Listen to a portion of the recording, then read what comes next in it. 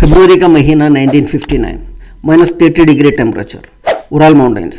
Igor Dyatlov की lead में ये ग्रुप जो एक्सपीरियंस्ड था, ट्रेन था और निडर था, एक रूटीन एक्सपीडिशन शुरू करता है। कुछ दिनों बाद रेस्क्यूअर्स को उनका टेंट मिला है, अंदर से फटा हुआ। हाँ, अंदर से। उन्होंने दरवाज़ा यूज़ नहीं किया, उन्होंने टेंट को काट कर रास्ता बनाया। टेंट का अंदर कुछ ऐसा था जिसने उन्हें बाहर की बर्फीली मौत से भी ज़्यादा डरा दिया था। नंगे पाँव, आधे नंगे बदन, -30 में बिना जैकेट्स और बिना बूट्स के भाग रहे थे। फुटप्रिंट्स हर दिशा में बिखरे हुए थे, जैसे वो किसी ऐसी चीज़ से भाग रहे हों जिसे वो लड़ नहीं सकते थे। फिर बॉडीज एक ऐसी कहानी सुनाती है जो कोई एक्सप्लेन नहीं कर सकता। टूटी हुई पसलियाँ, खुजली हुई कोपड़ियाँ, लेकिन बाहर कोई चोट की निशान नहीं थी। शोर अंदर से लगा था। एक औरत की जुबान गायब थी, काटी नहीं थी, न ही काटी गई थी, सर्जिकली गायब थी, और उनके कपड़ों पर रेडिएशन का निशान। थियरीज क्या है? अवलांच, लेकिन वहाँ अवलांच का कोई निशान नहीं था। सोवियत मिलिट्री वेपन टेस्ट, लेकिन वो एरिया सालों तक क्लासिफाइड रखा गया था। कुछ विटनेस ने उस रात आसमान में ऑरेंज वॉर्प्स देखने का दावा किया था। केस 3 महीने में बंद कर दिया गया। Verdict, an unknown compelling force.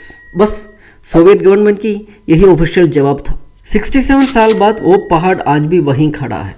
Case 2019 में फिर से खोला गया और अवलांच कहकर फिर से बंद कर दिया। लेकिन वो टूटी हुई हड्डियाँ, वो रेडिएशन, वो गायब जुबान, कुछ भी समझ नहीं आता। 9 लोग मौत की तरफ भागे क्योंकि उनका पीछे जो कुछ भी था वो उससे भी बुरा था। तो आखिर हुआ क्या था डाल्टो पास पर? 9 लोग मारे गए, लेकिन कैसे? गवर्नमेंट ने कहा अननोन फोर्स, लेकिन दुनिया ने कुछ और ही देखा है। थ्योरीज ऐसी है जो आपकी नींद उड़ा देंगी। Theory number 1, secret military test. उनके कपड़ों पर रेडिएशन मिला था। कुछ लोग का मानना है कि वो एक पैराशूट माइन या किसी सीक्रेट सोवियत वेपन के चपटे में आ गए थे। क्या उन्हें वहां वो दिख गया जो उन्हें नहीं देखना चाहिए था? Theory number 2, the Menk. Locals कहते हैं वहाँ एक रशियन यति रहता है। हाइकर्स की इंटरनल इंजरीज और वो गायब जुबान। कुछ लोग कहता है ये किसी इंसान या अवलांच का काम नहीं, बल्कि किसी शिकारी का था। लेकिन साइंस क्या कहता है? इंफ्रासाउंड। पहाड़ों की बनावट की वजह से हवा ऐसी फ्रीक्वेंसी बनाती है जो इंसान को पागल कर सकता है। क्या इस डर में उन्होंने खुद अपना टेंट काटा और मौत की तरफ भागे? 2020 में फ्रोजन मूवी के स्नो फिजिक्स टेक्नोलॉजी को यूज़ करके रिसर्च की गई। वर्डिक्ट मिला स्मॉल डिलेड अवलांच।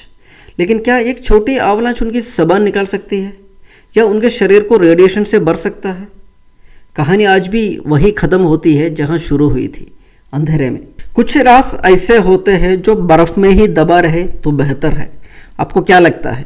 कमेंट में बताओ।